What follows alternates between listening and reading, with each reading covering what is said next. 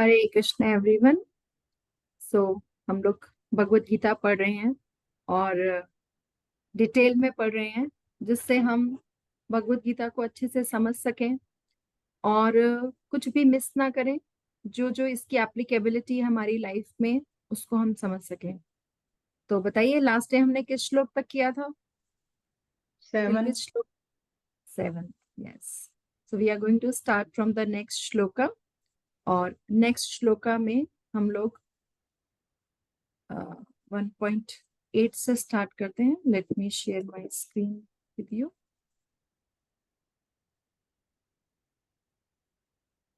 Yes, can you see the screen?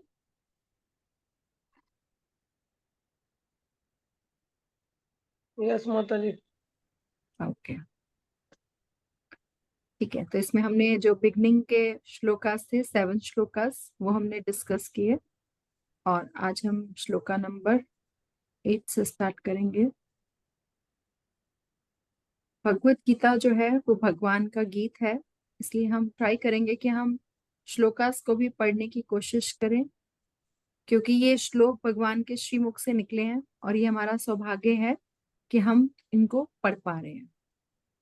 ठीक है, तो आप में से कोई भी रेडी रहे जो भी बोलना चाहे श्लोक बाद में। पहले एक बार मैं बोल देती हूँ। भवान भीष्मश्च कर्णश्च कृपश्च समितिञ्जयः अश्वत्थामा विकर्णश्च सौमदत्ति सतेव च। कोई पढ़ना चाहेगा श्लोक? प्रयास करिए। हाँ जी माता जी, हरे कृष्ण। मैं ट्राई करूँ माता जी? बिल्कुल बिल्कुल। ओके।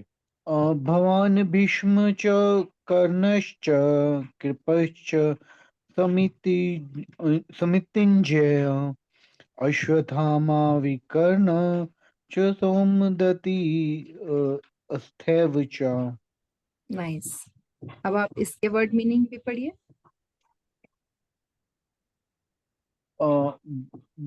आप भीष्म पितामह भी नहीं नहीं, करण एक मिनट, रुको रुको। भगवान आप ऐसे बोलना है।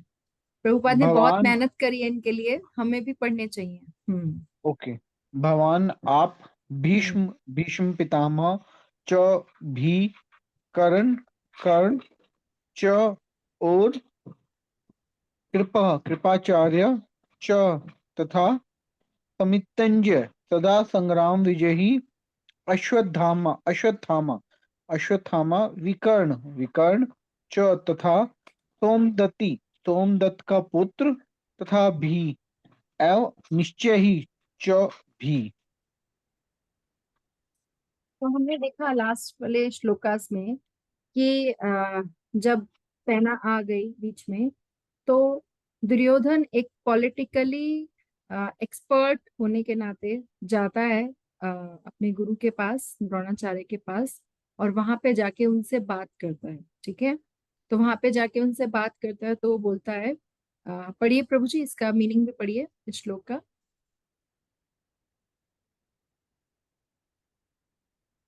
मनीष प्रभु पढ़िए।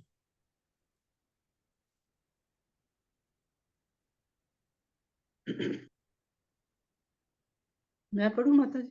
हाँ हाँ, आप पढ़िए। चलिए प्रभु जी एग्जिट हो। आगे। नहीं नहीं, आप पढ़िए, शायद नहीं है। मेरी सेना में स्वयं आप भीष्म कर्ण कृपाचार्य अश्वत्थामा विकर्ण तथा सोमदत्त का पुत्र भूरिश्रवा आदि हैं, जो युद्ध में सदैव विजयी रहे हैं। तात्पर्य में एक्चुअली पढ़ूं? तो, हाँ एक मिनट। एक्चुअली तो जो दुर्योधन है ना, वो डर गया है पांडवों की सेना को देखकर। तो वो अपना डर छुपाने के लिए अपने गुरु से बात कर रहा है और उनको इन सब के बारे में बता रहा है।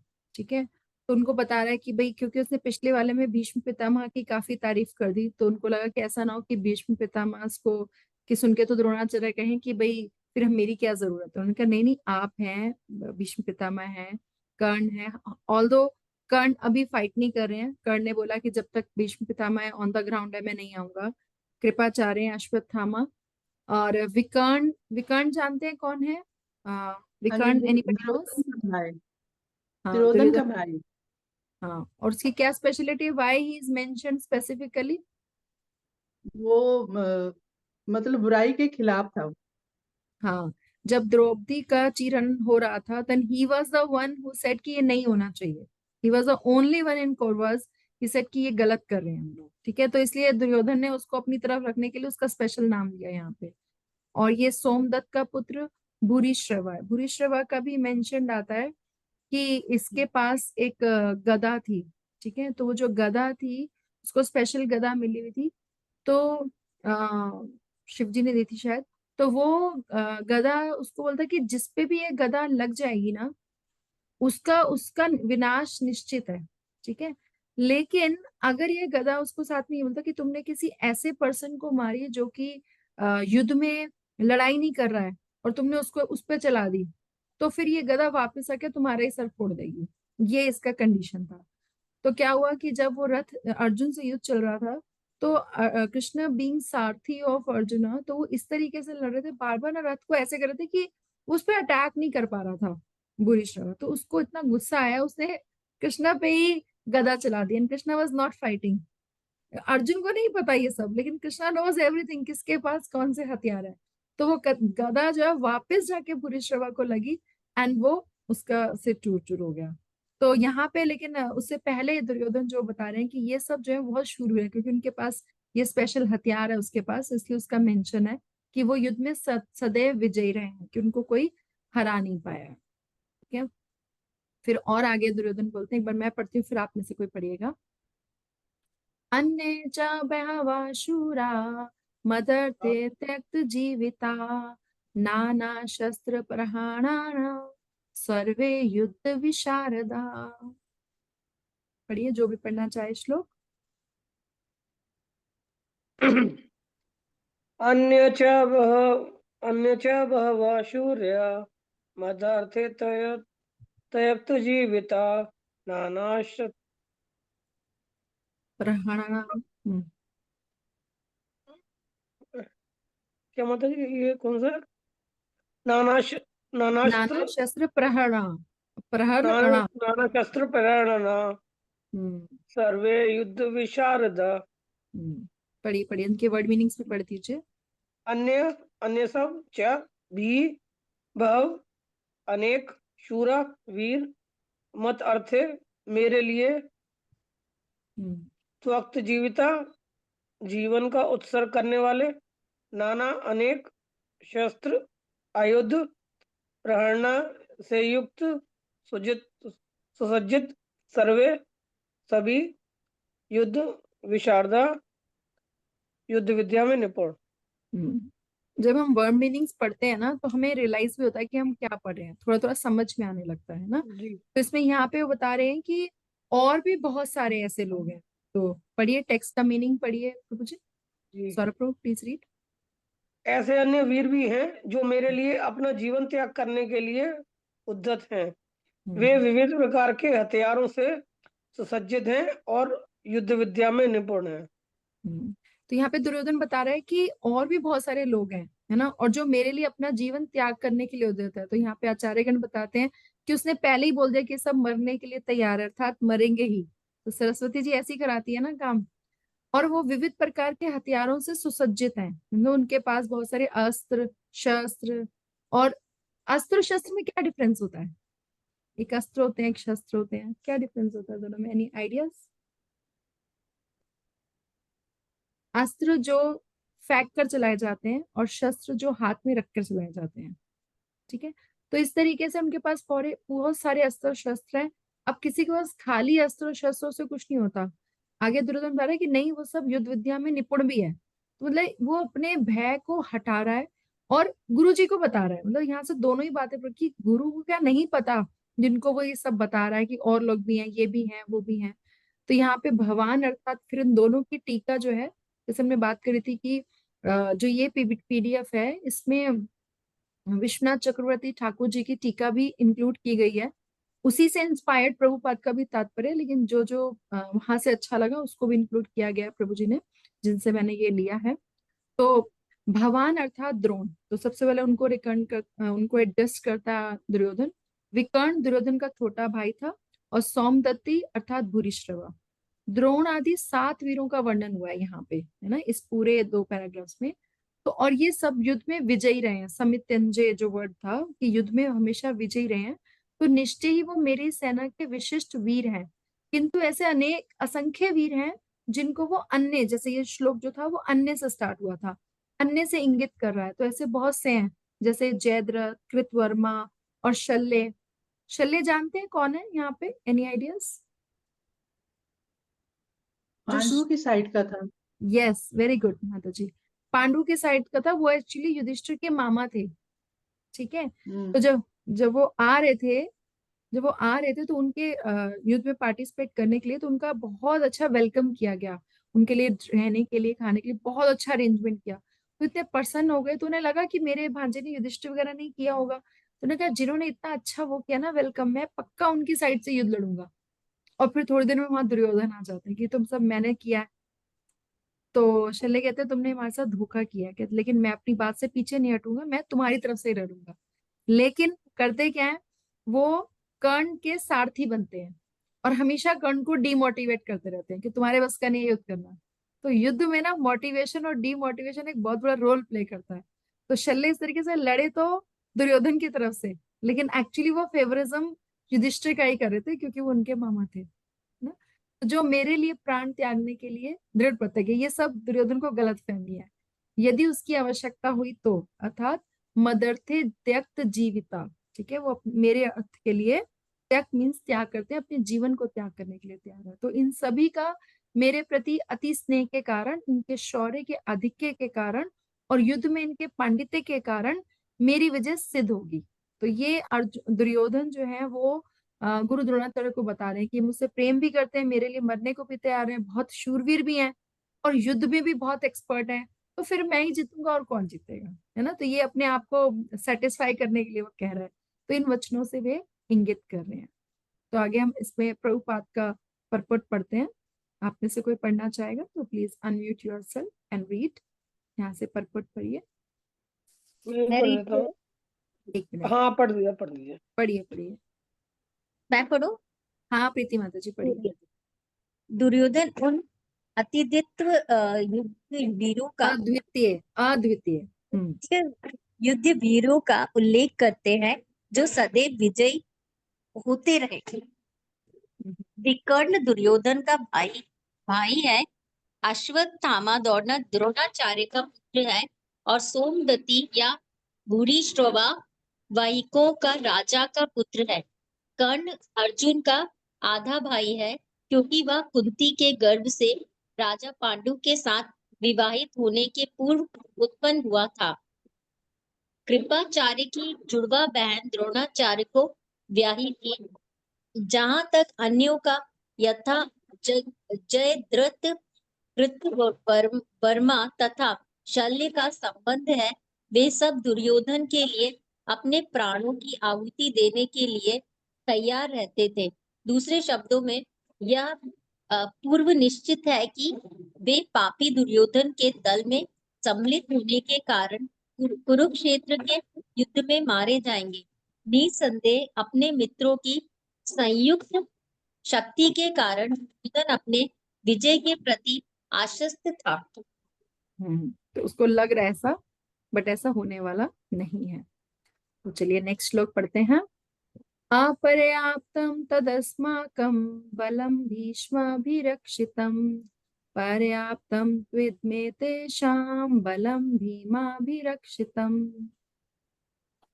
पढ़िए, कोई श्लोक पढ़िए, अनम्यूट करिए अपने आप को।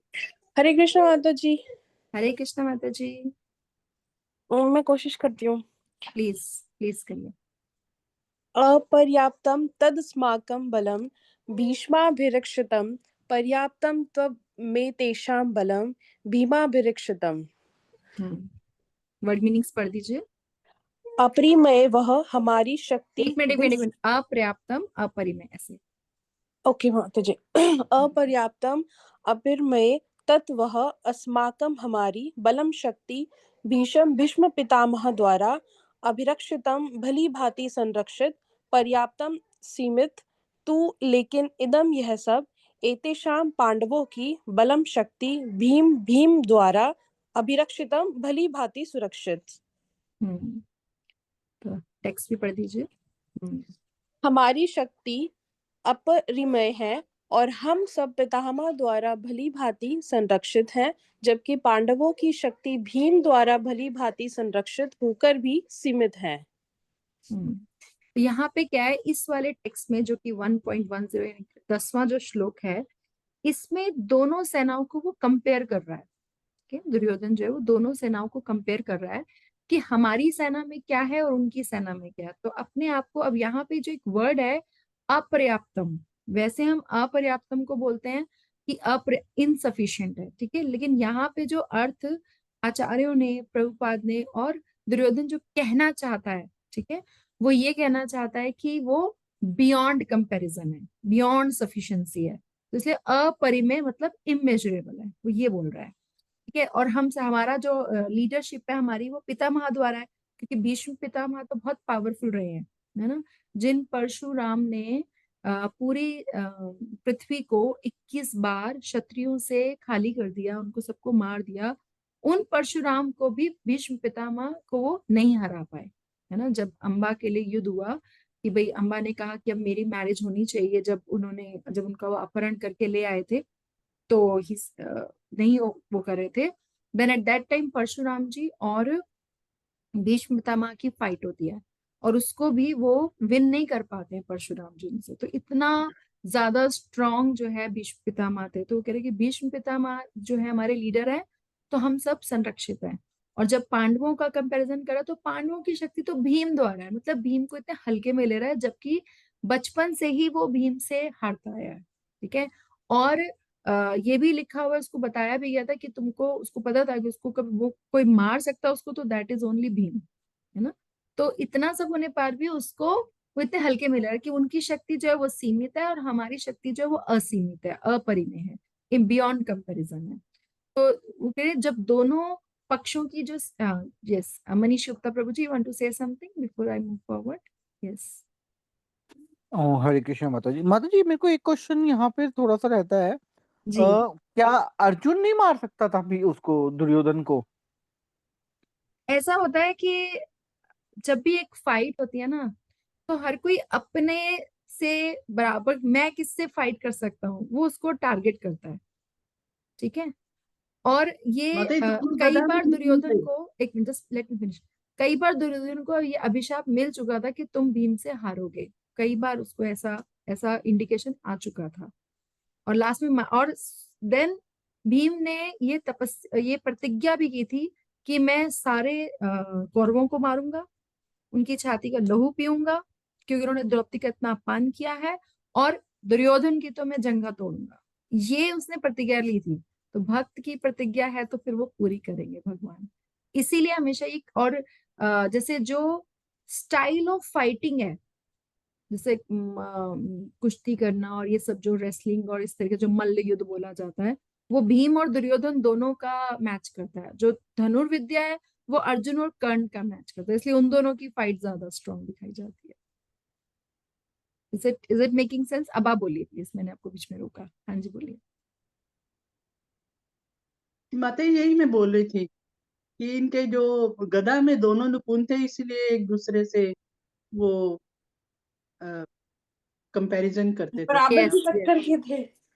हाँ बराबर के टक्कर के थे। आई थिंक मनीष गुप्ता प्रभु जी फिर शायद एग्जिट हो गए हैं, कोई बात नहीं, वो नहीं ज्वाइन नहीं, करेंगे तो फिर उनसे कंपेरिजन हेलो आगे हेलो। प्रभु जी। हाँ, हाँ मैं प्रभु यहीं जी। पे हूँ माता जी। हाँ अच्छा, ठीक आप सुन है, पाए मतलब हमारा आंसर? आपको हाँ जी माता जी, हाँ जी हाँ जी। आप कुछ और कह रहे थे, मैंने आपको नहीं, मैं रोका। यही कह रहा था, वो मतलब यही हो गया कि वहां पे युद्ध में भी ये मैच होता होगा कि जो जिस विद्या में निपुण है वो उसी से फाइट करेगा। तो यस। दुर्योधन और भीम दोनों उसमें मल्लयुद्ध में निपुण थे, इस वजह से हमेशा कंपैरिजन दुर्योधन का दिखाया गया, और अर्जुन हम्म। का कंपैरिजन उन्हीं से दिखाया गया जो धनुर्विद्या में निपुण थे, लाइक यस। कर्ण या और जैसे भीष्म पितामह, और जो उनके गुरु थे, गुरु द्रोण, इन सब से उनका टक्कर हुआ। अर्जुन का।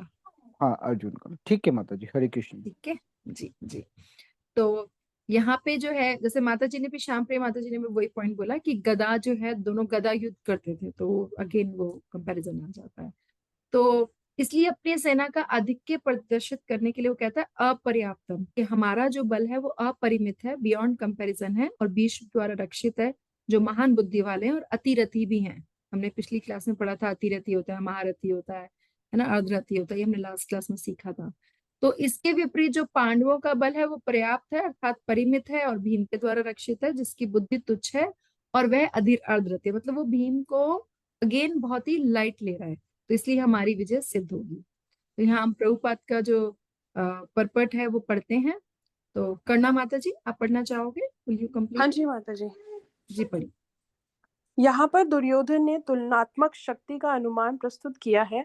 वह सोचता है कि अत्यंत अनुभवी सेना नायक भीष्म पितामह के द्वारा विश्व रूप से संरक्षित होने विशेष के रूप से, विशेष रूप। रूप विशेष रूप से संरक्षित होने के कारण उसकी सशस्त्र सेनाओं की शक्ति अप्रमेय है।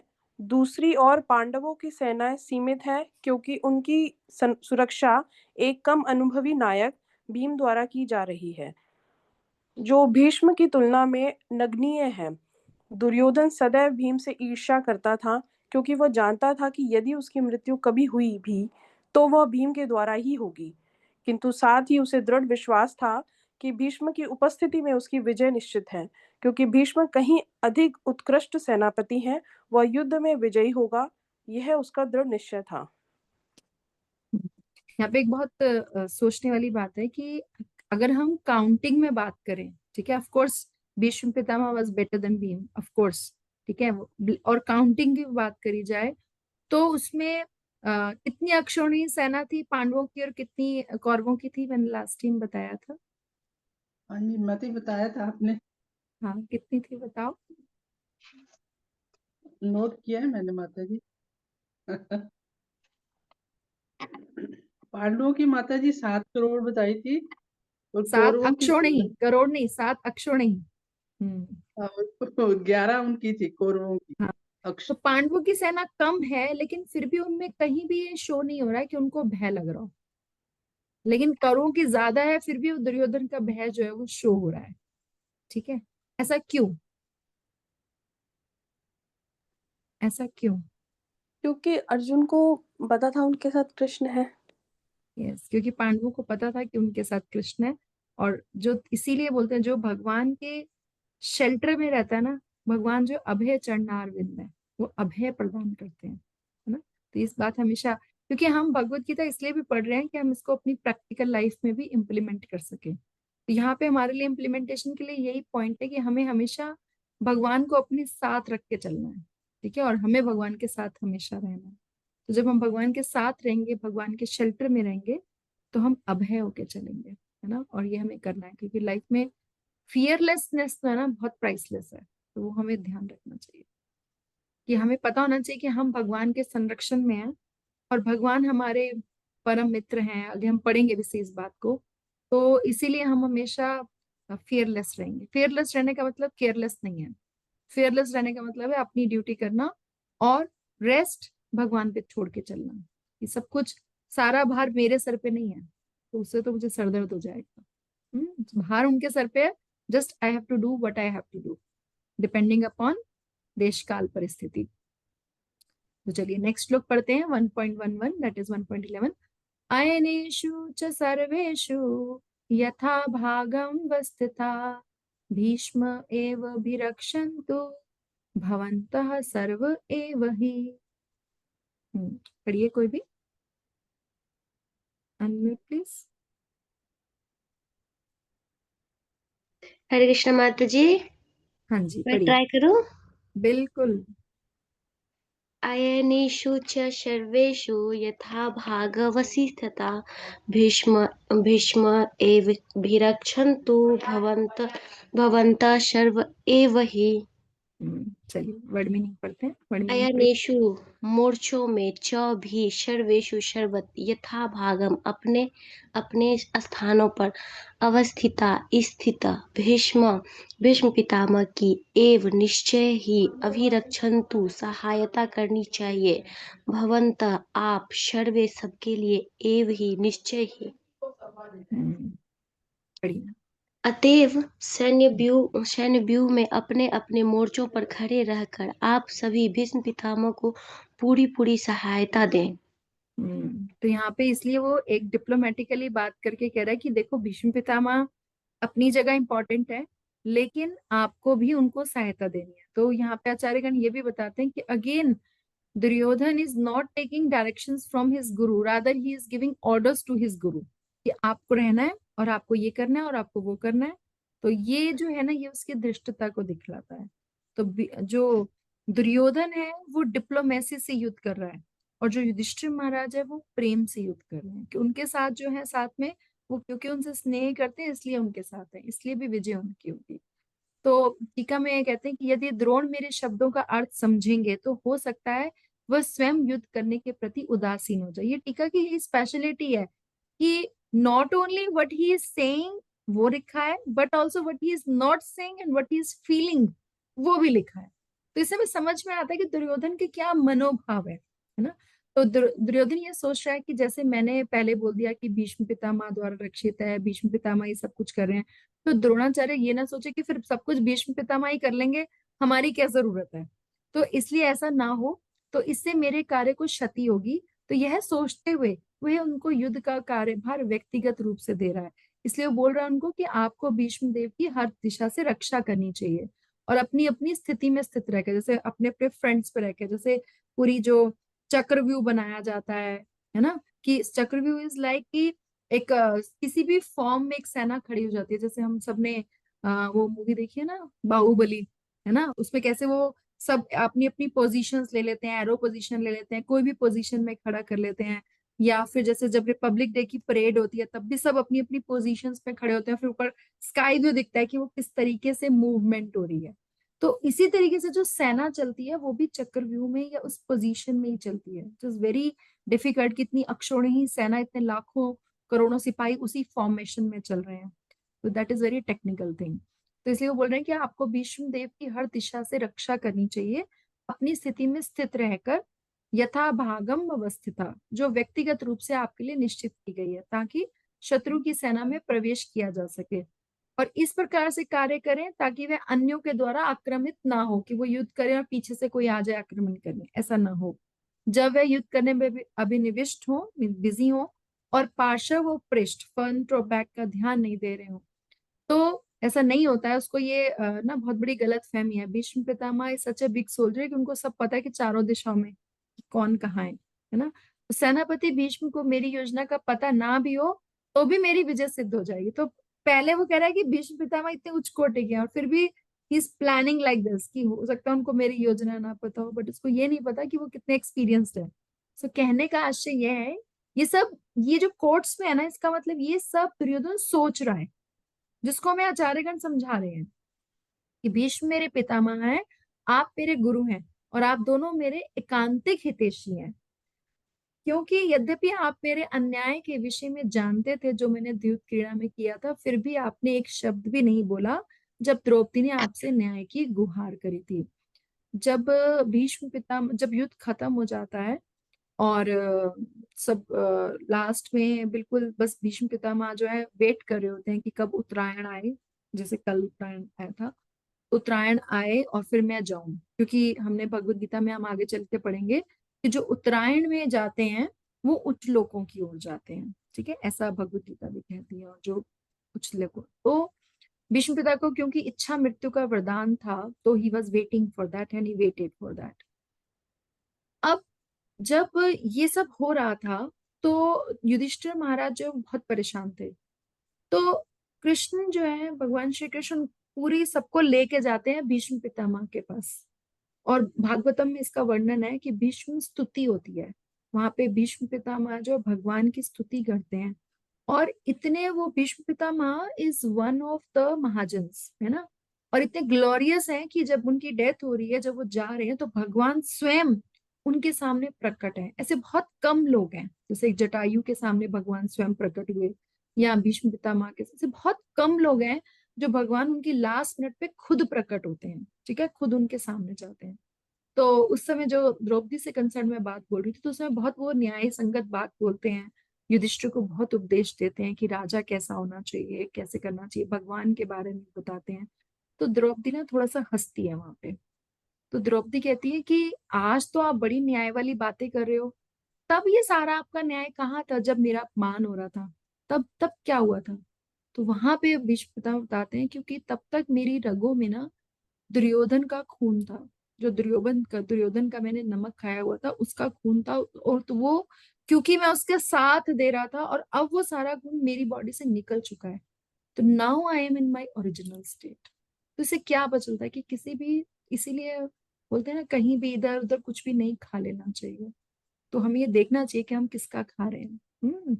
तो यहाँ पे वो यही बोलते हैं, तो वो बोलते हैं कि तब आपने कुछ नहीं बोला था, तो it means you were a part of my what ever I did, ठीक है। तो जब आपने तब नहीं बोला, तो आप अब भी नहीं बोलोगे, और अब भी आप मेरे पक्ष पे ही रहोगे। अब आप युधिष्ठिर का मन में जो आपके लिए थोड़ा सा पांडवों के लिए स्नेह है ना, उसको त्याग दीजिए। आपने क्योंकि तब कुछ नहीं बोला, तो आज भी कुछ नहीं बोला, और मेरे पॉइंट ऑफ, मेरी तरफ से ही आपको युद्ध करना है। तो इस प्रकार उसने द्रोण से प्रार्थना करी कि वे पांडवों के प्रति अपने जो स्नेहाभास है, कि आपको लगता है आप उसको प्रेम करते हो, लेकिन एक्चुअली में आप मुझे ही प्रेम करते हो, क्योंकि मैं जो कहता हूँ आप उसके अगेंस्ट नहीं जाते हो, भले ही आपको पता है कि वो गलत है। तो जो अभी भी उसे प्रतीत हो रहा था। Let's read the purport by Srila Prabhupada. Prabhupada भी इसी बात को और अच्छे से बताते हैं। तो आप में से कोई पढ़ना चाहेगा तो प्लीज पढ़िए, अनम्यूट योरसेल्फ। इस बात से मैं पढ़ती हूँ। हाँ, पढ़िए निशा। भीष्म पितामह के शौर्य की प्रशंसा करने के बाद दुर्योधन ने सोचा कि कहीं अन्य योद्धा यह न समझ ले कि उन्हें कम महत्व दिया जा रहा है। अतः दुर्योधन ने अपने सहज कूटनीति ढंग से स्थिति संभालने के उद्देश्य से उपयुक्त शब्द कहे। उसने बलपूर्वक कहा कि भीष्मदेव निसंदेह महानतम योद्धा है, किंतु अब वे वृद्ध हो चुके हैं। अतः प्रत्येक सैनिक को चाहिए कि चारों ओर से उनकी सुरक्षा का विशेष ध्यान रखे। हो सकता है कि किसी एक दिशा में युद्ध करने में लग जाए और शत्रु इस व्यस्तता का लाभ उठा ले। अतः यह आवश्यक है कि अन्य योद्धा मोर्चा पर अपनी अपनी स्थिति पर अडिग रहे और शत्रु को व्यूह न तोड़ने दे। दुर्योधन को पूर्ण विश्वास था कि कुरुओं की विजय भीष्मदेव की उपस्थिति पर निर्भर है। उसे युद्ध में भीष्मदेव तथा द्रोणाचार्य के पूर्ण सहयोग की आशा थी, क्योंकि वह अच्छी तरह जानता था कि इन दोनों ने उस समय एक शब्द भी नहीं कहा था जब अर्जुन की पत्नी द्रौपदी को असहाय अवस्था में भरी सभा में नग्न किया जा रहा था, और जब उनसे अन्य न्याय की भीख मांगी थी। वह जानते हुए भी इन दोनों सेनापतियों के मन में पांडवों के लिए स्नेह था। दुर्योधन को आशा थी कि वे इस स्नेह को उसी तरह त्याग देंगे जिस तरह उन्होंने द्रुत क्रीड़ा के अवसर पर किया था। और तो इस तरीके से जो है यहाँ पे दुर्योधन जो है, it is kind of manipulating them, ना, कि उसको मैनिपुलेट करके, उनको समझा के कि देखो तब नहीं किया था, अब भी नहीं करना है। तो वन वे और द अदर ही वांट्स कि वो उसको, उसके साथ होल हार्टेडली जो है वो फाइट करें। क्या आपको 12th श्लोक नजर आ रहा है? 1.12, कैन यू सी? तस्य सजन। यस मानते जी। माता जी। ओके, ठीक है, तो हम 12th और 13th एक साथ पढ़ेंगे, क्योंकि ये दोनों श्लोक एक साथ हैं, थोड़े से डिफिकल्ट हैं। Let's try. तस्य संजयन् हर्षं कुरुवृद्ध पितामहः सिंहनादं विनोदश्चे शङ्खदद्मो प्रतापवान् तथा शङ्काश्च भैर्यश्च प्रणवान् खगोमुखाः सह सेवाभ्यहन्ते स शब्दस्तु मूलोऽभवत्। Okay, anybody wants to try? मैं करके देखती हूँ माता जी। हाँ हाँ, करिए। तस्य सर्जन्य हर्षः संजय, हाँ। तस्य संजय हर्षः कुरु वृद्धः पितामहः सिंहनादं विनघोषचे शंखं दधोमो प्रतापवानः। ततः शङ्खघाश्च भैर्यश्च पनवान् खगोमुखः सह सेवाभये हनियन्तं स शब्दसुतो मूलो भवतः। Good, nice. तो तब कुरुवंश के वयोवृद्ध परम प्रतापी एवं वृद्ध पितामह ने सिंह गर्जना की सी ध्वनि करने वाले अपने शंख को उच्च स्वर से बजाया, जिससे दुर्योधन को हर्ष हुआ। अब जब दुर्योधन इतना बोल रहा था तो भीष्म पितामह को भी पता है ना, वो जानते हैं भगवान को, तो उनको पता है कि युद्ध में विजय नहीं होने वाली है, लेकिन जस्ट टू सेटिस्फाई दुर्योधन, ठीक है, उसको सिर्फ एक कामनेस देने के लिए उन्होंने ये शंख बजाया। और फिर उसके बाद शंख, नगाड़े, बिगुल, तुरही तथा सींग सहसा एक साथ बज उठे और वह संवित स्वर अत्यंत कोलाहलपूर्ण था। ठीक है, तो एकदम से जो है वो बहुत ज्यादा, जब शंख बजे और बहुत ज्यादा आवाजें हुई तो बहुत ज्यादा शोर मचा ना। तो इस पे देखते हैं आचार्यगण हमें क्या समझाते हैं। कोई पढ़ना चाहेगा? Anybody wants to read? आवाज नहीं आ रही। आवाज नहीं आ रही है मेरी? बाकियों को भी नहीं आ रही आर्य है? माता जी। आ रही है माता जी, आ रही है। ठीक है, तो ट्राई करिए थोड़ा सा आप। इस प्रकार से करना है, इस प्रकार से पढ़ना है ना। हाँ हाँ, पढ़िए। पढ़ देता हूँ माता जी। इस प्रकार दुर्योधन के द्वारा की गई अपनी स्तुति को जस्ट वन सुनकर सेकंड सौरभ प्रभु, जो भी जी। नेक्स्ट पढ़ना चाहता है ना वो हैंड रेस कर सकता है, तो हमारा उस हिसाब से चलता रहेगा। हाँ, पढ़िए सौरभ प्रभु। इस प्रकार दुर्योधन के द्वारा की गई अपनी स्तुति को सुनकर के बड़े हर्ष के साथ उसके हृदय के भीतर के भय को नष्ट करने के लिए भीष्म पितामह ने अपना शंख बजाया। इसलिए कह रहे हैं तस्य, मुख से कहे बिना और शंखनाद के द्वारा ही भीष्म यह कह रहे हैं कि जय और पराजय तो निश्चित रूप से ईश्वर के अधीन है। फिर भी वह दुर्योधन के लिए क्षत्रिय धर्म के अनुसार देह त्यागेंगे। ये नहीं कहा युद्ध करेंगे, सीधा बोला देह त्यागेंगे। परपट कुरुवंश के क्यों क्यों वयोवृद्ध मीन्स वेरी एल्डरली। वयोवृद्ध कुरुवंश के वयोवृद्ध पितामह अपने पौत्र दुर्योधन का मनोभाव जान गए और उनके प्रति अपनी स्वाभाविक दयावश उन्होंने उसे प्रसन्न करने के लिए अत्यंत उच्च स्वर से अपना शंख बजाया, जो उनकी सिंह के समान स्थिति के अनुरूप था। अप्रत्यक्ष रूप में शंख के द्वारा प्रतीकात्मक ढंग से उन्होंने अपने हताश पौत्र दुर्योधन को बता दिया कि उन्हें युद्ध में विजय की आशा नहीं है, क्योंकि दूसरे पक्ष में साक्षात भगवान श्री कृष्ण हैं। फिर भी युद्ध का मार्गदर्शन करना उनका कर्तव्य था और इस संबंध में वे कोई कसर नहीं रखेंगे। He will fight dutifully, but he knew कि क्या होने वाला है ना। चलिए 14वां श्लोक पढ़ते हैं। तथा श्वेत हरे युक्ते महती से नंदने स्थितो माधव पांडवश्चैव दिव्यो शंखो प्रधमतु। पढ़िए कशिश प्रभु।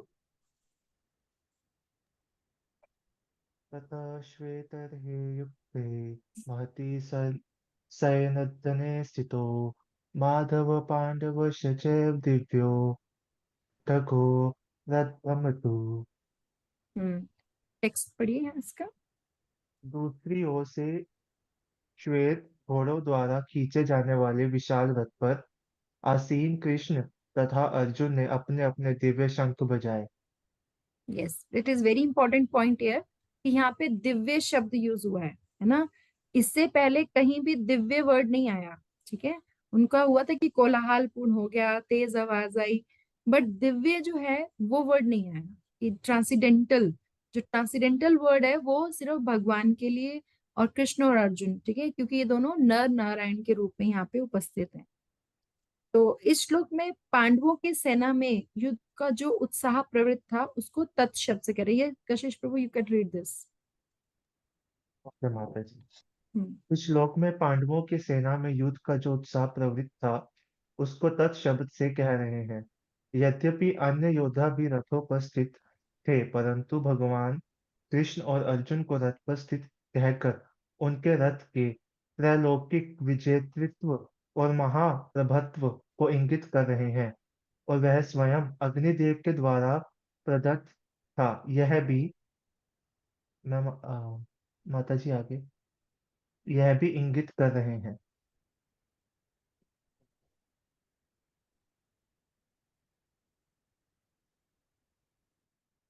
हरे कृष्णा माता जी, आप म्यूट हैं।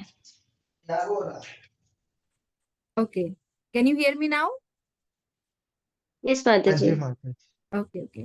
तो यहाँ पे एक स्टोरी आती है कि आपको पता है जो अर्जुन को गांडीव है वो किसने दिया था? इंद्र ने। यस, आपने सुनी ये स्टोरी? इंद्र ने दिया था माँ। इंद्र ने या अग्निदेव ने? अग्निदेव ने दिया था। खांडव वन की स्टोरी सुनी है किसी ने कि खांडव वन में क्या हुआ था? एक्चुअली एक प्लेस थी खांडव वन, ठीक है। तो वहां पे क्या हुआ कि एक राजा थे, उन्होंने बहुत ज्यादा यज्ञ किया। तो जब बहुत ज्यादा यज्ञ किया तो ब्राह्मण उनसे इस बात पे नाराज हो गए कि आप तो हमें रेस्ट ही नहीं दे रहे हो, ठीक है। जब आप हमें रेस्ट ही नहीं दे रहे हो तो हम आपका कोई यज्ञ नहीं करेंगे। तो फिर उन्होंने बहुत तपस्या की, ब्रह्मा जी के पास गए। ब्रह्मा जी ने बोला नहीं, आप शिव जी को बोलो, शिव जी आपको यज्ञ कराएंगे। तो और शिव जी ने बोला कि आप 12 सालों तक ना घी का यज्ञ खुद करो, और उसके बाद मैं दुर्वासा जी को भेजूंगा, फिर वो आपको यज्ञ कराएंगे। तो ऐसा ये कथा है कि 12 वर्षों तक जब अग्नि ने इतना ज्यादा, देखिए देवताओं को भी प्रॉब्लम होती है अगर वो बहुत ज्यादा इनटेक कर लेते हैं। तो ऐसा बोला जाता है कि अग्नि ने क्योंकि इतना ज्यादा इनटेक कर लिया तो अग्नि को भी इनडाइजेशन हो गया, लाइक दिस। और फिर उन्होंने बोला गया, फिर वो ब्रह्मा जी के पास गए कि अब मैं क्या करूं। तो उन्होंने कहा कि जो खांडव वन है ना वो बहुत स्ट्रांग वन है, आप उसको जला के, जब आप उसको जलाओगे उससे आपको जो क्योंकि अग्नि का काम है जलाना, जब आप उतना परिश्रम करोगे और उसको जलाओगे तो उससे जो आपको एनर्जी मिलेगी आप वापस स्ट्रांग हो जाओगे। लेकिन उस खांडव वन में तक्षक नाग रहता था अपनी फैमिली के साथ, और वो इंद्र के शेल्टर में था, ठीक है। इंद्र इज कनेक्टेड है क्योंकि वो इंद्र के शेल्टर में था। तो जब भी बारिश होती थी, जब भी अग्निदेव जो है वो अग्नि प्रकट करते थे, तो इंद्र बारिश कर देता था कि जिससे उसके फ्रेंड को प्रॉब्लम ना आए, तक्षक और उसकी फैमिली को प्रॉब्लम ना आए। तो ऐसा बहुत बार होता है। तो उसने फिर वो वापस गया कि मैं क्या करूं ब्रह्मा जी को, फिर उसने रिक्वेस्ट करी इंद्रदेव ने, सॉरी अग्निदेव ने। तो उन्होंने बोला कि आप चिंता मत करिए, नर और नारायण के रूप में भगवान कृष्ण और अर्जुन आएंगे। और जब वो आएंगे ना तब वो आपकी हेल्प करेंगे।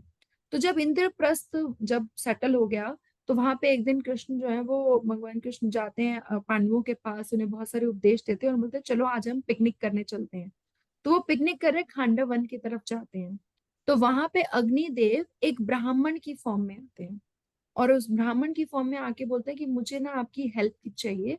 और तो वो पूछते हैं कि आपको किस तरीके से हमारी हेल्प चाहिए। तो वहां वो उनको अपनी सारी स्टोरी सुनाते हैं। बोलते हैं कि जब मैं अग्नि प्रकट करूं तो आप ऊपर एरोज से ना, तीरों से एक छत बनाओ जिससे वो खांडव वन पूरे के ऊपर, जिससे मैं उसको जला सकूं और मैं वापस अपनी जो एनर्जी, अपनी कांति, अपनी हीट एंड फायर जो है वो वापस पा सकूं, लाइट वापस पा सकूं, क्योंकि मेरे पास मेरी एनर्जीज चली गई हैं और अगर अग्नि के पास एनर्जीज नहीं होंगी तो बहुत प्रॉब्लम हो जाएगी। तो उस चीज को प्रोटेक्शन के लिए वो उनको, अर्जुन को गांडीव देते हैं, ठीक है। और कृष्ण, भगवान श्री कृष्ण को चक्र देते हैं। वैसे भगवान के पास चक्र हमेशा ही रहता है लेकिन एक लीला की दृष्टि से वो उनको वहां पे ऐसे देते हैं।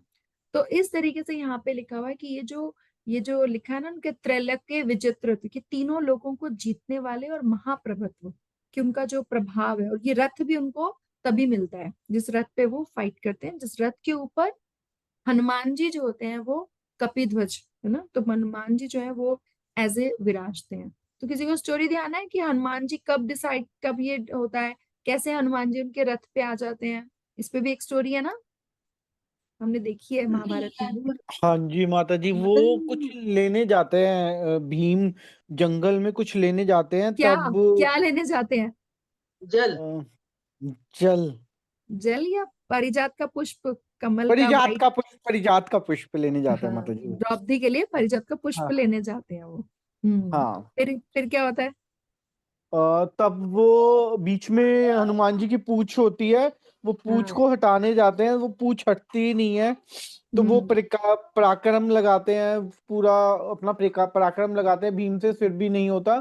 तो फिर हम्म। भीम भगवान के चरण में पड़ जाता है और वो उन्हें पहचान लेता है कि आप हनुमान हो और आप भगवान हो, आपने सेवा करी थी, हम आपकी शरण में आ गए हैं। तब वो भगवान यस। की शरण में आ गया था। तब उन्होंने बोला था कि मैं आपकी रक्षा करूंगा, आपके उस पे रथ पे रहूंगा, ऐसा कुछ था इतना। और रथ पे रह के हनुमान जी क्या करते हैं? हाँ जी। माता अ, जी मुझे एक बार हाँ, जस्ट 1 सेकेंड। हाँ, बोलिए प्रीति माता जी। बोलिए, आप एक बार सुना दीजिए, मैंने सुना नहीं है ये वाली स्टोरी। अच्छा, ठीक माते है। वो हनुमान जी कहते हैं कि तुम मेरे ऊपर से लांग के चले जाओ। हाँ, तो एक बार जब तो भीम भीम कहते हैं मैं नहीं लांग सकता, क्योंकि हम्म सबके हृदय में भगवान वास करते हैं, तो मैं नहीं लांग सकता आपको ऊपर से। तो फिर उन्होंने फिर उनको वचन दिया था कि जब भी मतलब युद्ध होगा तो मैं तुम्हारी रक्षा करूंगा। मतलब उन्होंने ये वचन दिया था हनुमान जी ने भीम को। यही है यस। स्टोरी। हाँ, समथिंग लाइक दैट। एक्चुअली क्या होता है, जैसे बताया अभी, आप सबने बताया बहुत अच्छे से कि भीम जो है वो पारिजात का पुष्प लेने जाते हैं, द्रौपदी को पसंद आता है वो कि उसके लेने जाते हैं। तो रास्ते में हनुमान जी जो है भीम की परीक्षा लेने के लिए बैठ जाते हैं, क्योंकि वो भी पवन पुत्र है और वो भी पवन पुत्र है ना। तो वो परीक्षा उनकी परीक्षा लेने के लिए जब बैठ जाते हैं, तो he sits like an very elderly monkey, कि बहुत बूढ़ा सा मंकी बन के वो बैठ जाते हैं।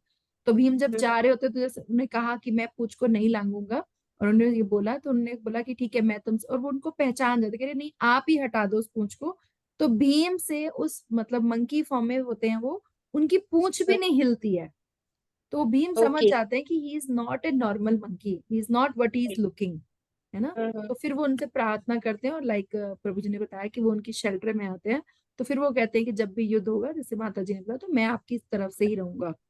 तो अब एक तरीके से जब युद्ध हो रहा है, तो उस समय जैसे जब रामायण में युद्ध हुआ है, तो वहां पे भी भगवान और जो हनुमान है वो वहां पे साथ में थे। तो यहाँ पे भी भगवान कृष्ण जो है वो स्वयं ही इज देयर, भगवान भी है और साथ में हनुमान भी है, वो एज ए ध्वज पे रहते हैं उनके। और ध्वज पे रह के वो क्या करते थे कि अगर कोई भी फाइट करने आता था तो बहुत जोर जोर से चीत्कार करते थे, और उनको डरा के सिंहनाद करके ना सबको, मतलब एक होता है ना, डरा देते थे। तो जब हम डर जाते हैं तो आधी जंग तो वहीं हार जाते हैं। तो ये हनुमान जी करते थे उस पे बैठ के, तो ही बस देयर। जी। और ये वाले इंसिडेंट से ना मतलब में इस बताते हैं कि एक्चुअली में ना वो उस समय आते हैं, उनको ना लेसन देने के लिए आते हैं कि तुम्हारे पास है ना ताकत तो बहुत है पर विनम्रता कम है। तो भीम, तुम्हें ताकत के साथ विनम्रता की आवश्यकता पड़ेगी युद्ध में। Yes, very right, very rightly said, बिल्कुल ऐसा ही है। बहुत बढ़िया। Yes, Manish Prabhu, you want to add something, want to say something?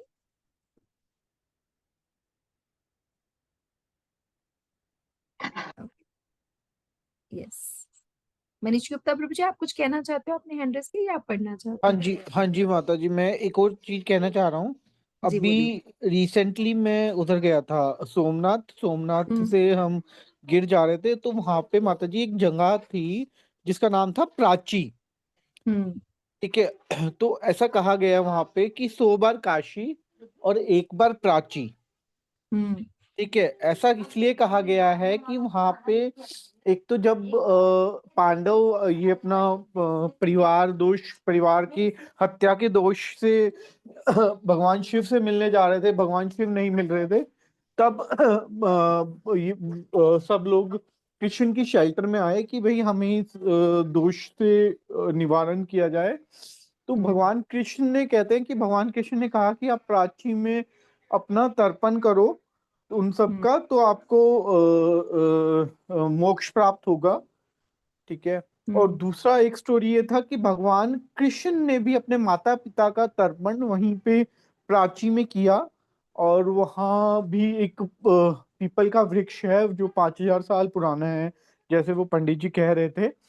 और वहाँ पे कह रहे थे कि सरस्वती की 5वीं धारा है। ओके, तो वो बहुत ही पवित्र स्थान था, तो मैं जस्ट ये था कि इन्फॉर्म कर दिया जाए, थोड़ा सा एक अच्छा प्लेस मिला मुझे वहाँ पे, तो बहुत ये बढ़िया। इसलिए। Thank you Hare for Krishna. Sharing. Yes, तो कोई परपट पढ़ना चाहेगा? Please read the purport. मैं पढ़ता मैं हूँ। बड़ू मानती जी। एक मिनट, पहले ये कशिश प्रभु को कंप्लीट कर देते हैं, फिर नेक्स्ट आप पढ़ लीजिएगा। कशिश प्रभु पढ़िए, क्योंकि वो जी पढ़े थे। माता जी। जी। भीष्म देव द्वारा बजाए गए शंख की तुलना में कृष्ण तथा अर्जुन के शंखों को दिव्य कहा गया है। दिव्य शंखों के नाद से यह सूचित हो रहा है कि दूसरे पक्ष की विजय की कोई आशा न थी, क्योंकि कृष्ण पांडवों के पक्ष में थे। जैसतु पांडुपुत्राणा येषां पक्षे जनार्दन। जय सदा पांडुपुत्र पांडु के पुत्र जैसों की होती है, क्योंकि भगवान कृष्ण उनके साथ हैं। और जहां जहां भगवान विद्यमान है, वहीं वहीं लक्ष्मी भी रहती है, क्योंकि वह अपने पति के बिना नहीं रह सकती। अतः जैसा कि विष्णु या भगवान कृष्ण के शंख द्वारा उत्पन्न दिव्य ध्वनि से सूचित हो रहा था, विजय तथा श्री दोनों ही अर्जुन की प्रतीक्षा कर रही थी। इसके अतिरिक्त जिस रथ में दोनों मित्र आसीन थे, वह अर्जुन को अग्नि देवता द्वारा प्रदत्त था, और उस इससे सूचित हो रहा था कि तीनों लोकों में जहां कहीं भी यह जाएगा, वहां विजय निश्चित है। यस, जैसे हमने पूरी स्टोरी में देखा, और भगवान लास्ट में जब भगवत गीता फिनिश हो जाती है, तब संजय भी कहते हैं कि यत्र योगेश्वरो कृष्ण यथा पार्थ धनुर्धरा। तो जहां पे भी भगवान है और भगवान के भक्त हैं, वहीं पर ही विजय होती है। तो अगर हम अपनी लाइफ में भी विजय लाना चाहते हैं, हम अपनी लाइफ में भी सक्सेस लाना चाहते हैं, हैप्पी रहना चाहते हैं, तो हमें भगवान का कभी भी हाथ नहीं छोड़ना है, भगवान को हमेशा अपने साथ रखना है ना। तो चलिए हम नेक्स्ट 2 श्लोकास पढ़ते हैं। पांचजन्यम ऋषिकेशो देवदत्तम धनंजया पौंड्रम दधमो महाशंखम भीमकर्मावृकोदरा अनंत विजयम राजा कुंती पुत्रो युधिष्ठिरः नकुल सहदेवश्च सुघोषमणि पुष्पको। जिसने अब तक ना पढ़ा हो और वो पढ़ना चाहता हो कोई भी, तो प्लीज वो अनम्यूट कर सकता है। निधि बाबा माता जी, आप पढ़ना चाहोगे? हाँ जी। जी पढ़िए। भूल चूक को तो माफ पहले से।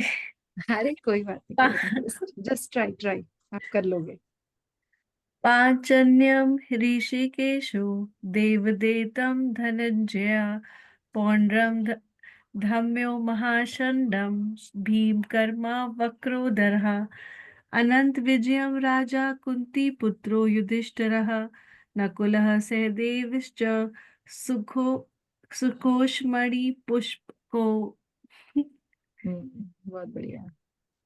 इसके बाद 2 और श्लोक हैं, वो भी पढ़ेंगे। काश्यश्च परमेश्वरः शिखंडी च महारथः धृष्टद्युम्नो विराटश्च सात्यकिश्च पराजितः द्रुपदो द्रौपदयश्च सर्वेश पृथ्वीपतये सौभद्रश्च महाबाहु शंखखान्दमु पृथक् पृथक्। पढ़ो, ट्राई। काष्ठय परमेश्वरवासः शिखण्डी च महारथः धृष्टद्युम्न सत्यकी चापराजितः द्रुपदो द्रौपदेयश्च सर्वशः पृथ्वीविपते सौभद्र च महाबाहु शाखन्दुमः पृथक्पृथक्। कोई बात नहीं, चलिए ये भी पढ़ दीजिए। हाँ जी। भगवान कृष्ण ने अपना पांजन्य शंख बजाया। अर्जुन ने देवदत्त शंख तथा अति भोजी एवं अति एक मान्य। मिनट माता जी, 1 मिनट रुकिए। ओके, आपके पास ये नहीं है, हम टीका से पढ़ते हैं। तो अच्छा टीका में, ये हाँ जी ठीक है पढ़। हाँ टीका से भगवान भगवान कृष्ण के पांचजन्य शंख से शुरू करके अन्य शंखों के नाम गिनाए जा रहे हैं। ऋषिकेश शब्द से भगवान का वर्णन किया जा रहा है, जो यह इंगित करता है कि भगवान इस सेना की सहायता करेंगे, अर्थात वे उनकी इंद्रियों को बहुत दक्षता से निर्देशित करके उनकी मदद करेंगे। शंखों का नाम लेने से यह इंगित किया जा रहा है कि इन व्यक्तियों के पास ऐसे बहुत से दिव्य शंख थे। राजा शब्द से यह इंगित होता है कि युधिष्ठिर महाराज ने राजस्व यज्ञ किया था। युद्ध के पश्चात ही युधिष्ठिर महाराज को राजा के रूप में स्वीकार किया गया था। भीम कर्मा अर्थात महान कार्य करने वाले, इससे यह इंगित होता है कि भीम ने हिडिंब जैसे भयानक राक्षसों का वध किया था। धनंजय शब्द यह इंगित करते हैं कि अर्जुन असीमित धन इकट्ठा करके लाए थे जब वह दिग्विजय के लिए गए थे। तो इससे पांडवों की सेना का अत्यधिक उत्कर्ष सूचित होता है। विपक्ष की सेना के लिए इन नामों का उपयोग नहीं किया गया है, इसलिए उनका अपकर्ष सूचित होता है। काश्य अर्थात काशी का राजा, जो एक महान धनुर्धर था, सात्विक अपने धनुष के संग बहुत चमक रहे थे। पृथ्वी पते अर्थात है धृतराष्ट्र तुम्हारी दुर्मंत्रणा से इस कुल के क्षय के लक्षण रूपी अनर्थ की उत्पत्ति हुई है। ओके। तो यहाँ पे देखिए ये बता रहे हैं जो भगवत गीता में श्लोकों में जब भगवान सबको एक एडजेक्टिव्स लगा के बुला रहे हैं, है ना। तो सबसे पहले तो भगवान के लिए एडजेक्टिव यूज हुआ है ऋषिकेश। ऋषिकेश है जो हमारी इंद्रियों जो है उनको डायरेक्शंस देते हैं, है ना। आपको कोई ऐसे इंसिडेंट्स याद आते हैं महाभारत के युद्ध में जब भगवान ने सेना का डायरेक्शन किया हो, उनको हेल्प करी हो किसी तरीके से और उनकी मदद करी हो और उससे उनको सक्सेस मिली हो? any examples? all of us know many stories, हम सब ने महाभारत देखी है कि कहाँ कहाँ भगवान ने युद्ध के दौरान जो है भगवान ने कैसे कैसे कैसे लीलाएं करी जिससे युद्ध का एकदम चीजें ही चेंज हो गई, है ना। स्पेशली जब उन्होंने सेना को गाइड किया या किसी तरीके से युद्ध में हेल्प करी। Any incidents you remember? सोचिए एक बार थोड़ा सा। जी मुझे एक ऐसा बहुत अच्छे से तो नहीं पर एक इंसिडेंट याद आ रहा है, जब है ना शायद रथ का पहिया गड्ढे में गिर जाता है तो वो कर्ण को बैठने के लिए कह देते हैं और शायद उस समय कर्ण की मृत्यु होती है। वो उनका एक लीला का पार्ट था। वो प्रॉब्लम तो मुझे एकदम नहीं आ रहा कि अर्जुन और कर्ण के बीच में कुछ ऐसा अस्त्र शस्त्र का चल रहा था, तब वो उनको ना इशारा करते हैं कि वो बैठ जाए और वो उससे मतलब विजयी उससे प्राप्त होती है। फिर कर्ण की मृत्यु तय होती है उससे लास्ट में, ऐसे याद आ रहा है कुछ कुछ। इसका एक थोड़ा सा मॉडिफिकेशन है।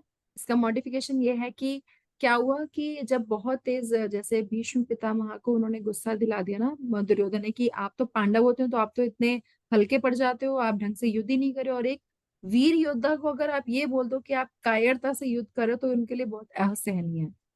और उस समय वो इंसिडेंट भी हुआ था कि उन्होंने बोला कि भाई जैसे वही है कि अर्जुन को उन्होंने जब दुर्योधन ने ये गुस्सा दिला दिया भीष्म पितामह को, तो भीष्म पितामह ने कहा मैं प्रतिज्ञा करता हूँ कि कल जो है ना किसी ना किसी को तो मैं किसी ना किसी पांडव को एक न को जरूर मारूंगा।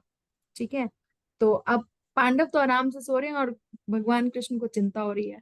तो भगवान कृष्ण जो है वो द्रौपदी को उठाते हैं कि चलो रात के 2-2:30 बजे उठाते हैं, मॉर्निंग में जैसे ब्रह्म मुहूर्त में भीष्म पितामह उठते हैं, उनकी चप्पल ले लेते हैं अपने हाथ में।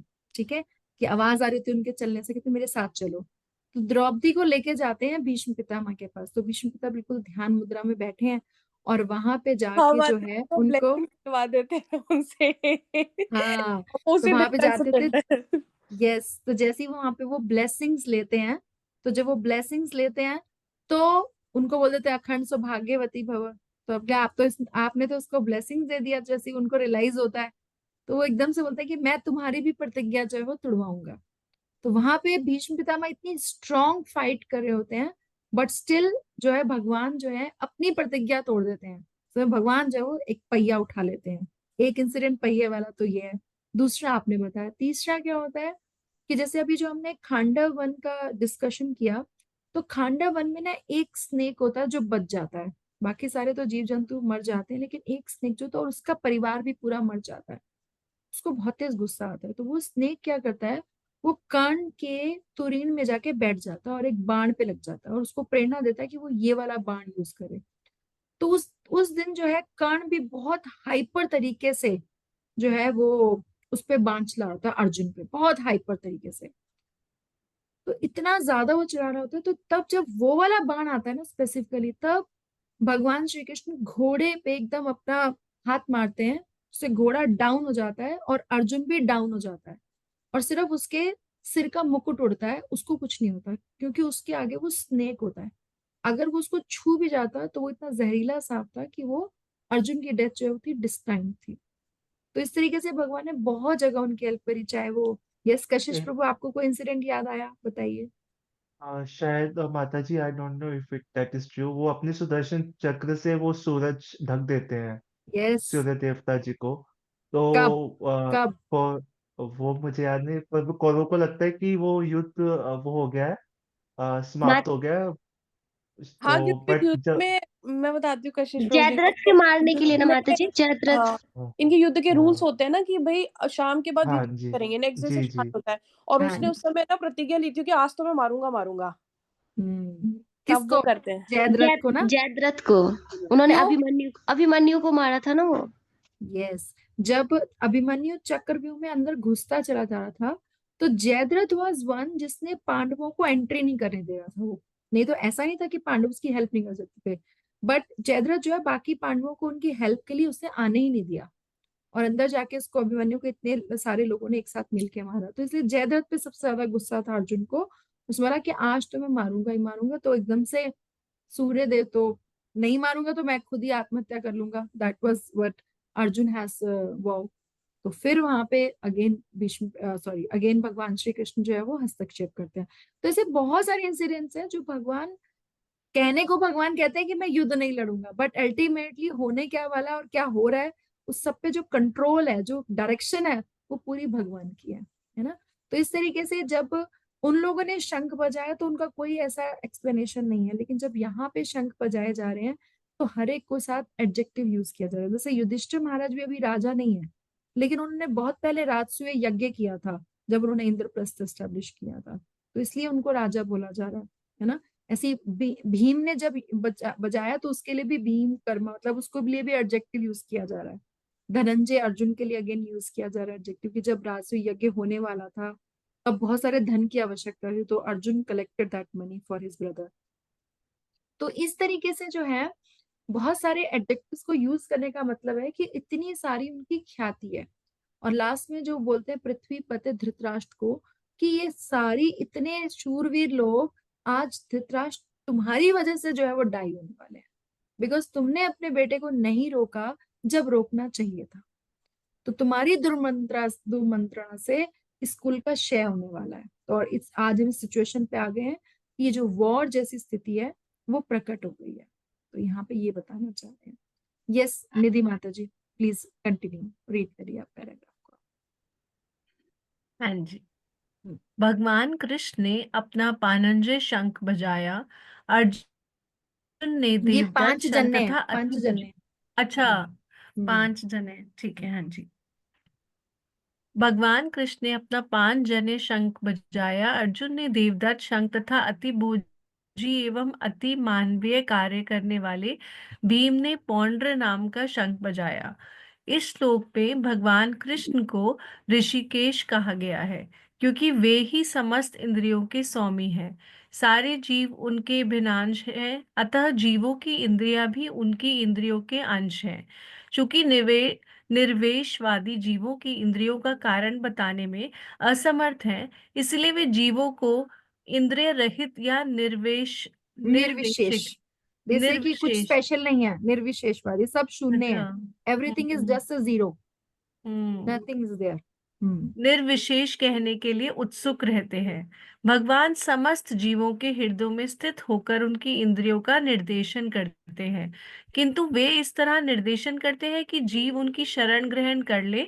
और विशुद्ध भक्त की इंद्रियों का तो वे प्रत्यक्ष निर्देशन करते हैं, यहाँ कुरुक्षेत्र की युद्ध भूमि में भगवान कृष्ण अर्जुन की दिव्य इंद्रियों का निर्देशन करते हैं, इसलिए उनको ऋषिकेश कहा गया है। भगवान के विविध कार्यों के अनुसार उनके भिन्न भिन्न नाम हैं। उदाहरणार्थ इनका एक नाम मधुसूदन है, क्योंकि उनके मधु नाम के असुर को मारा था। वे गौवों तथा इंद्रियों को आनंद देने के कारण गोविंद कहलाते हैं। वसुदेव के पुत्र होने के कारण इनका नाम वासुदेव है। देवकी को माता रूप में स्वीकार करने के कारण इनका नाम देवकी नंदन है। वृंदावन में यशोदा के साथ बाल लीलाएं करने के कारण ये यशोदा नंदन है। अपने मित्र अर्जुन का सारथी बनने के कारण पार्थ सारथी है। इसी प्रकार उनका एक नाम ऋषिकेश है, क्योंकि उन्होंने कुरुक्षेत्र के युद्ध स्थल में अर्जुन का निर्देशन किया था। इस श्लोक में अर्जुन को धनंजय कहा गया है, क्योंकि जब इनके बड़े भाई को विभिन्न यज्ञ संपन्न करने के लिए धन की आवश्यकता हुई थी, तो उसे प्राप्त करने में इन्होंने सहायता की थी। इसी प्रकार भीम वक्रधर कहलाते हैं, क्योंकि जैसे वे अधिक खाते हैं, उसी वह आत्मानवीय कार्य करने वाले हैं। मान दिए। आत्मान वृकोदर बोलते हैं उनको, हाँ वृकोदर। जी। हम्म हम्म, जैसे हिडिंबासुर का वध। अतः पांडवों के पक्ष में श्री कृष्ण इत्यादि विभिन्न व्यक्तियों द्वारा विशेष प्रकार के शंखों का बजाया जाना युद्ध करने वाले सैनिकों के लिए अत्यंत प्रेरणाप्रद है। विपक्ष में ऐसा कुछ न था। न तो परम निर्देशक भगवान कृष्ण थे, न ही भाग्य की देवी श्री थी। अतः युद्ध में उनकी पराजय पूर्व निश्चित थी। शंखों की ध्वनि मानो यही संदेश दे रही थी। यस, तो आगे हे बढ़िए। रा, हाँ, हे बोलिए बोलिए। राजन, हम्म हाँ जी, हे राजन, कुंती पुत्र राजा युधिष्ठिर ने अपना अनंत विजय नामक शंख बजाया, तथा नकुल और सहदेव ने सुघोष एवं माणिक पुष्प शंख बजाया। महान धनुर्धर काशीराज, परम योद्धा शिखंडी, धृष्टद्युम्न, विराट, अजय, सात्विक, द्रौपदी के पुत्र तथा सुभद्रा के महाबाहु पुत्र आदि सबों ने अपने अपने शंख बजाए। संजय ने राजा धृतराष्ट्र को अत्यंत चतुराई से यह बताया कि पांडु के पुत्रों को धोखा देने तथा राज्य सिंहासन पर अपने पुत्रों को आसीन कराने का अविवेकापूर्ण नीति लाघनीय नहीं है। लक्षणों से अप्रोप्रिएट नहीं है। हम्म लक्षणों से पहले से ही यह सूचित हो रहा था कि इस महायुद्ध में सारा कुरुवंश मारा जाएगा। भीष्म पितामह से लेकर अभिमन्यु तथा अन्य पौत्रों एक तक विश्व के अनेक देशों के राजाओं समेत उपस्थित सारे के सारे लोगों का विनाश निश्चित था। यह सारी दुर्घटना राजा धृतराष्ट्र के कारण होने जा रही थी, क्योंकि उसने अपने पुत्रों की कुनीति को प्रोत्साहन दिया था। यस, तो हम 1.18 पे रुकते हैं, और आपको 2-3 होमवर्क्स हैं इसके लिए। ठीक है, आप करेंगे तो आपको बहुत अच्छा लगेगा, बाद में क्विज तो आएगी ही सही। एक तो इसमें भगवान के जितने नाम हैं, ठीक है, और सबके जितने नाम हैं वो पता होने चाहिए। ठीक, दूसरा, किसका कौन सा शंख का नाम वो पता होना चाहिए। 3 क्वेश्चन मैं आपको बता रही हूँ। फर्स्ट क्वेश्चन इज, भगवान के कौन कौन से नाम बोले गए हैं और क्यों बोले गए हैं। किस किस का कौन कौन सा शंख है, उसके क्या क्या जो ये एडजेक्टिव्स हमने पढ़े हैं वो सारे पता होने चाहिए। और एक लास्ट में एक बहुत स्पेशल क्वेश्चन है कि ये कैसे डिसीजन हुआ, शुरू में ही बोला था ना, शुरू में ही डिसीजन हो गया कि कौन जीतेगा। तो लक्षण हो रहे थे, है ना, पूरे पूरे लक्षण हो रहे थे। तो आपको सिम्टम्स बताने हैं कि पांडवों की विजय के क्या सिम्टम्स थे और कौरवों के हारने के क्या सिम्टम्स थे। क्योंकि यहाँ पे हमने पढ़ा ना, उन्होंने एक कंपैरेटिव एनालिसिस किया है पूरी दोनों दोनों की जो सेनाएं हैं, दोनों की जो कंडीशंस आप कह सकते हो, कुछ भी। तो ऐसे क्या सिम्टम्स थे जो कि वहां पे थे, है ना। तो ये आपको 2-3 चीजें हैं जो आपको थोड़ा सा एनालिसिस करना है, which is kind of your homework for the week. और सेकंड थिंग इज, इन सारे श्लोकों को अभी हमने बहुत फास्ट फास्ट पढ़ा है ना। आप इसको एक बार फिर से पढ़ेंगे, पूरा हफ्ता है आपके पास। अगेन वी हैव डन 6-7 श्लोकास। हमने 1.8 से स्टार्ट किया, 10 श्लोकास है, लेकिन छोटे छोटे श्लोकास हैं। Till 1.18 we have done today. तो ये 10 ही श्लोक है, 10-11। तो आपको एक बार फिर से इनको पढ़ना है, इनको अंडरस्टैंड करना है। पिछला नहीं पढ़ा तो वो भी पढ़िए, किसी ने अगर भूमिका नहीं पढ़ी है तो वो भी पढ़िए। Self study is as important as a class study ना, तभी आपको अच्छा लगेगा, समझ में आएगा। और जो मैंने 3 चीजें बताई कि सबके क्या क्या, भगवान के क्या क्या नाम है, उनके शंखों के क्या क्या नाम है, लोगों के जितने भी युद्ध हैं उनके क्या एडजेक्टिव्स हैं, और क्या लक्षण हैं पांडवों की विजय के और कौरवों के हारने के, तो वो आप बता सकते हो। ठीक है, तो अब आज का take away, anything which you learn today, which you liked, तो वो आप शेयर कर सकते हो कि आज आपने क्या क्या सीखा और क्या क्या जो है आपको लगा हाँ this was a new point for me.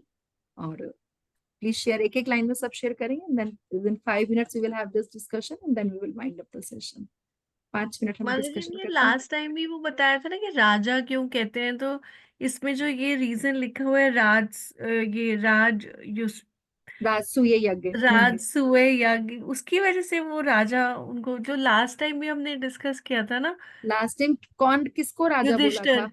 No, Yudhishthir O sorry, उनको दुर्योधन को। यस, बिकॉज हाँ ऑफ हिज जी। Diplomatic statements. हम्म। ठीक है, वो अपनी राजनीतिक जो उसने बोला ना, कई ओके। जगह कूटनीतिक व्यवहार हम्म। वो कर रहा था, उसकी वजह हाँ से जी। दुर्योधन को राजा बोला। और यहाँ पे इसलिए हम्म। राजा बोला कि एक्चुअली में वो तो राजसूय यज्ञ करके आए हैं, है ना। हाँ। तो इसलिए हम्म। युधिष्ठिर को क्यों हमने ये भी पढ़ा कि जो दुर्योधन है वो कूटनीति से और राजनीति से, पॉलिटिक्स से जीतना चाह रहा है, लेकिन युधिष्ठिर जो है वो हम्म। स्नेह से, प्रेम से जीतना चाह रहे हैं, भगवान के शेल्टर से जीतना चाह रहे हैं। ये दोनों के व्यवहार में फर्क है जो हमें अपनी लाइफ में लेकर आना है कि हम किस हाँ जी। तरीके से। हरे कृष्ण हाँ माता जी। यस माता जी, हरे कृष्ण। माता जी, मुझे मेरी एक क्वेश्चन है, भागवतम से है। ओके, बोलिए, अगर मुझे आता होगा तो मैं बता दूंगी। मैं इस बार भागवतम में सुने कि भगवान कृष्ण जब वृंदावन छोड़ के जा रहे थे तो उन्होंने गोपी से कहा कि मैं फिर आऊंगा, लेकिन फिर वो आए कब? हम्म। भागवतम खत्म हो गई लेकिन कहीं मुझे पता नहीं चला कि वो आए कब।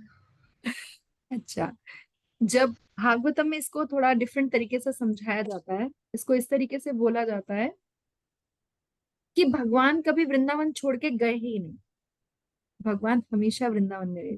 इसको थोड़ा सा और मैं टेक्निकल अगर आपको बता दूं तो भगवान जो है, ऐसा बोला जाता है यशोदा मैया के एक बॉय भी हुआ और एक गर्ल भी हुआ, है ना। एक है ब्रजेश्वर नंदन भगवान कृष्ण, और एक है देवकी नंदन भगवान कृष्ण। जब नंद बाबा के पास वो लेकर आते हैं वसुदेव जी, तो वो दोनों मर्ज हो जाते हैं, और जब वो जाते हैं तो खाली जो देवकी नंदन है वही जाते हैं। एक तो इसका ये आंसर है। दूसरा आंसर इसका ये है कि भगवान जो है बहुत वैरागी है, तो उनको अपनी और बहुत सारी ड्यूटीज, अपनी बहुत सारी लीलाएं करनी थी, इसलिए वो वापस नहीं आए, अगर आप उस टर्म्स पे सोचें। और इसका आंसर इस तरीके से आचार्य गण देते हैं, ये क्वेश्चन मेरे दिमाग में बहुत रहता था, मैंने एक बार पूछा तो मुझे क्या क्या मल्टीपल आंसर्स मिले, वो मैं बताती हूँ आपको। जब ये वाली लीला होती है जगन्नाथपुरी की रथ यात्रा जो होती है, उसमें उसका सिंबोलिज्म दिया जाता है कि जब वो गुंडीचा मंदिर लेकर आते हैं तो इट इज लाइक कि वो अ, ब्रजवासी जो है वो उनका रथ खींच के ला रहे हैं उनको, है ना। तो इसका ये भी एक्सप्लेनेशन दिया जाता है। तो इस तरीके से डिफरेंट डिफरेंट एक्सप्लेनेशन दिए जाते हैं, रेस्ट इज भगवान की लीलाएं हैं। जब उद्धव जी जाते हैं, आपने सबने उद्धव जी की स्टोरी पढ़ी है, उद्धव जी का एक ड्रामा भी हमारे यहाँ हुआ था जब सब लोग इकट्ठे हुए थे, शायद आपने भी देखा होगा, महाराज जी का कुछ व्यास पूजा थी तो तब। तो उसमें वो लास्ट में दिखाते हैं उद्धव जी को कि राधा और कृष्णा कभी अलग हुए ही नहीं। आपको याद है वो सीन जब लास्ट में मिलते हैं, जब उद्धव जी जाते हैं कि गोपियों को बोलते हैं कि क्या तुम भगवान के चक्कर में क्रेजी हो रखी हो, भगवान तो ब्रह्म है, ब्रह्म का वो पालन करो ये सब। तो कहते तुम्हें किसने कह दिया कि हम परेशान हैं, भगवान तो हमारे साथ ही है। तो वहां राधा कृष्ण उनको इकट्ठे ही दर्शन देते हैं कि वृंदावन में कि वो वही है। तो ये डिफरेंट डिफरेंट लीलाएं हैं जिसको इस तरीके से एक्सप्लेन किया था। उनको हम अपने लेवल पे नहीं कह सकते कि भगवान personally did not come. Actually if we say like that, आचार्य से कि he didn't left, he didn't leave the place, वो गए ही नहीं कभी, तो आएंगे क्या। तो वो वही है, वृंदावन में आज भी है। Is okay, that thank you माता जी। मैं तब से इसको इस पूछने तरीके गई से कि आंसर दिया जाता है, जो मैंने सुना, मैंने आपको वही बताया। समझ गई। ठीक है, थैंक यू। ठीक है, चलिए। और आज से रिलेटेड कोई point, anything you want to share? Shampriya माता जी, आप कुछ कहना चाहोगे? माता जी, दुर्योधन के बारे में ये कहूंगी कि वो उसकी कूटनीति ऐसी थी कि वो उसकी कूटनीति यही थी कि किसी तरह से जो ये अपना राष्ट्र है उनका हस्तिनापुर, हम्म वो मेरे ही हाथ में रहे, हम्म, चाहे चाहे किसी का कुछ भी हो जाए। और उसको यस, ये भी गारंटी थी कि भीष्म पितामह है तो मैं, गारंटी है कि मैं जीतूंगा ही जीतूंगा। हम्म, तो ये वहम अंदर नहीं पालना चाहिए। कृष्णा इज ग्रेट, वो कुछ भी कर सकते। यस, बिल्कुल। भगवान के जो शेल्टर में रहते हैं ना, इसलिए ये बोला जाता है, एक भागवतम, एक चैतन्य चरितामृत जो है, उसका एक स्टेटमेंट है चैतन्य चरितामृत में 19 149 में दिया हुआ है। भुक्ति मुक्ति सिद्धि कामी सकले अशांत, कृष्ण भक्त निष्काम सदैव शांत। है ना? तो जितने भी बाकी जिसको जो भी चाहिए वो अशांत ही रहेगा, लेकिन जो भगवान के भक्त होते हैं वो भगवान पे इतने सरेंडर्ड होते हैं कि वो शांत रहते हैं। उनको पता है कि Bhagwan is there and he will help us out. तो ये जो विश्वास है, ये बहुत इंपॉर्टेंट है हमारी लाइफ के लिए।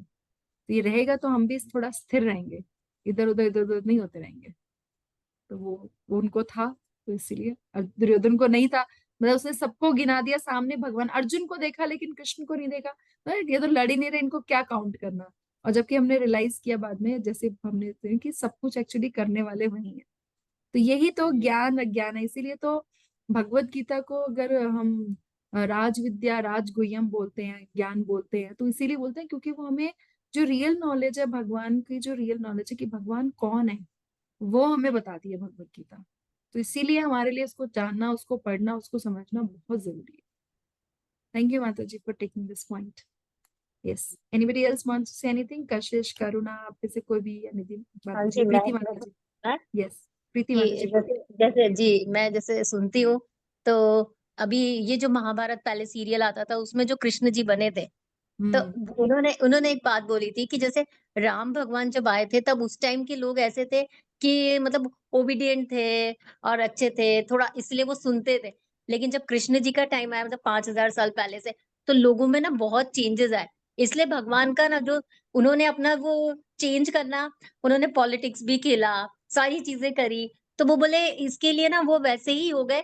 उन्होंने आपको बता दिया कि अब जो जनरेशन, अब जो आने वाली पीढ़ी रहेगी, उनके लिए आपको ऐसे ही बनना पड़ेगा। मतलब आप, कोई आपसे गलत कर रहा है तो आप इतने जल्दी उसको सिर्फ माफ करना नहीं, अगर गलत है तो उसे बताओ कि भाई कहाँ गलत हो, क्या गलत हो, इसकी क्या पनिशमेंट है।